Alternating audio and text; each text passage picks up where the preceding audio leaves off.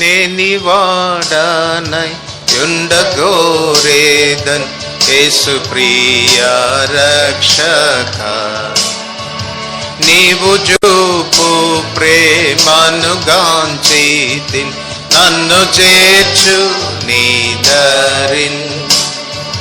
నన్ను చేర్చు చేర్చు చేర్చు రక్షక, నీవు పడ్డ సిల్వకు. నన్ను చేర్చు చేర్చు చేర్చు రక్షక, గాయపడ్డ ప్రక్కకు.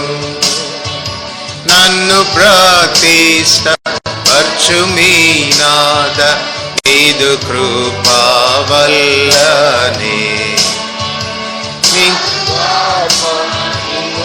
నిరీక్షించు నిశ్చితంబు నాకగున్. నన్ను చేర్చు చేర్చు చేర్చు రక్షక, నీవు పడ్డ సిల్వకు.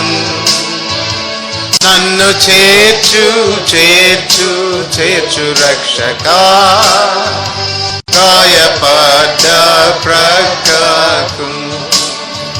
నీదు సన్నిధిలోనిక నుండి ఎంత తుష్టి నాకగున్. స్నేహితునిగా మాటలాడుదున్ సర్వశక్తి ప్రభుతో. నన్ను చేర్చు చేర్చు చేర్చు రక్షక, గాయపడ్డ సిల్వకు. నన్ను చేర్చు చేర్చు చేర్చు రక్షక, గాయపడ్డ ప్రక్కకు. నీదు దివ్య ప్రేమాతిశయము ఇహ బుద్ధి కందదు. పరమందున దాని శ్రేష్టత నేననుభవించేదన్. నన్ను చేర్చు చేర్చు చేర్చు రక్షక, నీవు పడ్డ సిల్వకు. నన్ను చేర్చు చేర్చు చేర్చు రక్షక, గాయపడ్డ ప్రక్కకు. అంటే ఈయన ఎటువంటి దేవుడు అంటే ఈ భూమి మొత్తానికి ఒక గొప్ప రాజు. ఎందుకు ఈ భూమి మొత్తానికి గొప్ప రాజు?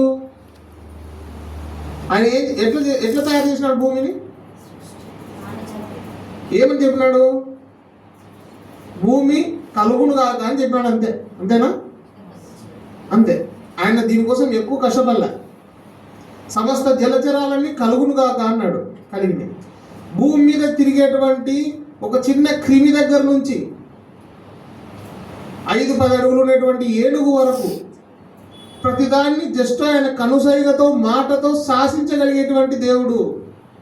అందుకే గ్రేటెస్ట్ కింగ్ ఆఫ్ ఎర్త్ అనే మాట ఎందుకు చెప్తారంటే, భూమి మొత్తానికి ఒక గొప్ప రాజు దేవుడు ఎందుకయ్యా అంటే, ఆయన భూమిలోని సమస్త జలచరాలని వీటన్నిటిని జస్ట్ ఒక మాట చేత సృష్టించడం జరిగింది. ఇటువంటి గొప్ప శక్తి ఉన్న వ్యక్తి మనం ఇంతకుముందే చెప్పుకున్నాం. మానవుణ్ణి చేసేటప్పుడు మాత్రం ఎట్లా చెప్పినాడంట? ఒక ముద్ద తీసుకున్నాడంట, కాళ్ళు చేతులు మొత్తం శరీర అవయవాలన్నీ ఏర్పాటు చేసి వాని నాసికారంధ్రంలో జీవవాయువు తినాడంట. ఆకాశానికంటే గొప్పలమో మనం, భూమి కంటే గొప్పలమో మనం, పెద్ద పెద్ద పర్వతాల కంటే గొప్పలమో మనం. ఇంత గొప్ప వాడిని జస్ట్ మాటతో కలిగించిన దేవుడు నిన్ను నన్ను ఎంత ప్రేమగా చేత్తో చేసుకున్నాడో చూసినారా? ఈ దేవుడు ఈ భూమిని అంతటినీ శాసించేటువంటి దేవుడు నీకు తండ్రిగా ఉండాలనే ఉద్దేశంతో నిన్ను తన కుమారుడిగా లేదా కుమార్తెగా స్వీకరించాలనే ఉద్దేశంతో నీ దగ్గరకు వచ్చి నిన్ను ప్రేమించడం జరిగింది. కాబట్టి మనం ఏమని ఆరాధించాలంటే, సర్వభూమికి రాజు అయినటువంటి దేవా, నన్ను కూడా కోరుకున్నందుకు నీకు వందనాలు అని మనం ఆరాధించవచ్చు.